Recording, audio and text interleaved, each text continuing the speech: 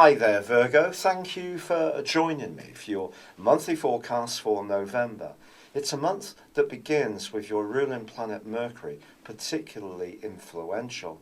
Its relationship with the Sun and also the energies of last month's new moon giving you an opportunity to really up the ante when it comes to expressing your ideas and being active in terms of your thinking.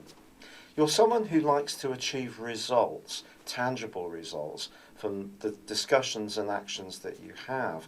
So if you find yourself actually making progress in terms of your talents, but at the same time getting greater feedback from others, it can create a great deal of excitement.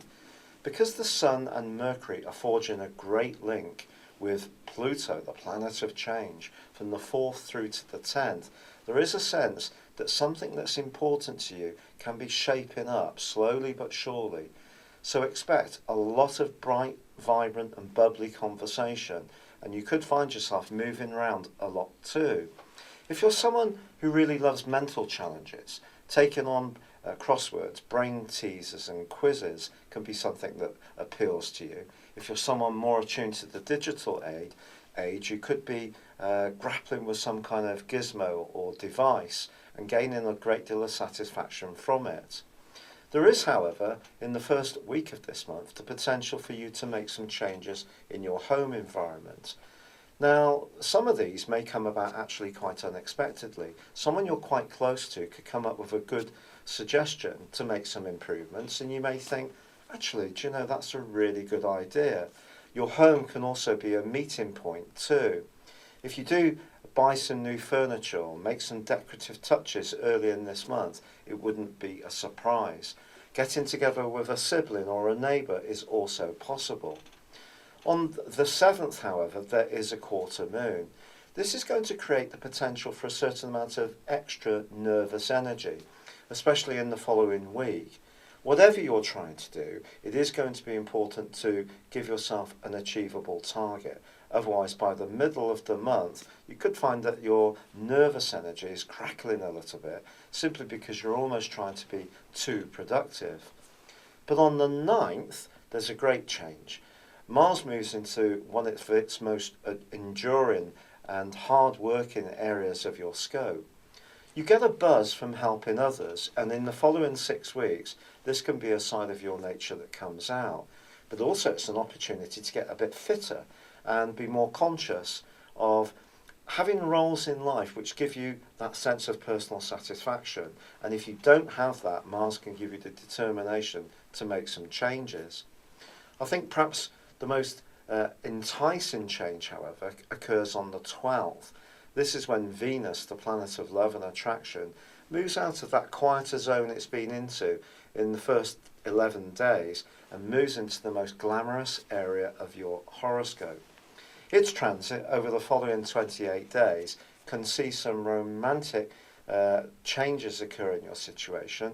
It can help you to feel much more glamorous and alluring, and you could even give yourself some kind of makeover which can in itself draw extra attention your way. Your ruler Mercury, however, does move out of its quick moving zone on the 13th and moves into an area which is more reflective. You already have Saturn in this sector, and of course until the middle of last month, Saturn had been causing a certain amount of mischief in its right angle with the dreamy energies of Neptune. Mercury moving into this area asks you to think seriously about where you're living, but also it advises you not to bottle up any personal issues for the rest of the month. That wouldn't really be a great thing to do. But on the 20th, there's great news, because Neptune does go forwards. It is in your sector of relationships, and if you have been having some doubts or feeling a bit confused about what you really want in the previous 5.5 months, I do feel that this is going to be something that just gently moves down a notch, although it's not necessarily going to be a complete panacea, but I think generally how you link in with others won't be quite so confusing. Now the Sun moves on the 22nd, joining up with Mercury and of course with Saturn. But Saturn's actually forging a fantastic link to Jupiter all through this month. And any changes that you are making at the basic foundation level of your life either internally inside yourself or in terms of the physical structures, can shape up very nicely.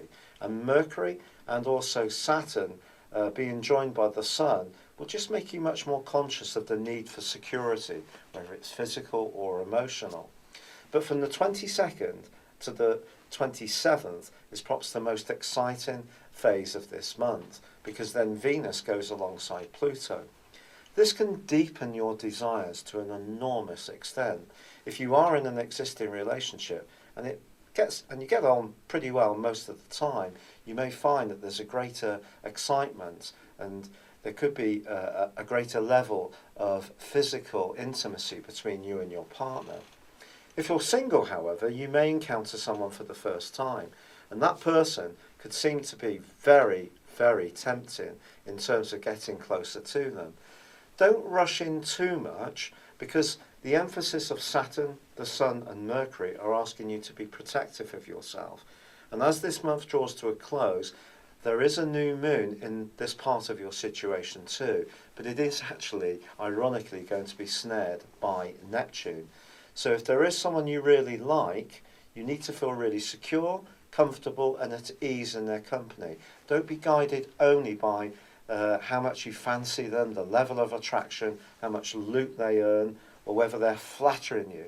Because someone could lay it on with a trowel across the 22nd to the 27th, which could be very, very nice to hear, but you need to be conscious of their motives, but also of yours. So this is a month when you can use your mental capabilities wonderfully well.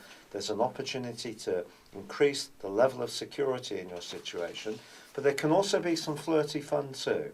It's been a real pleasure being with you. Good luck and goodbye for now.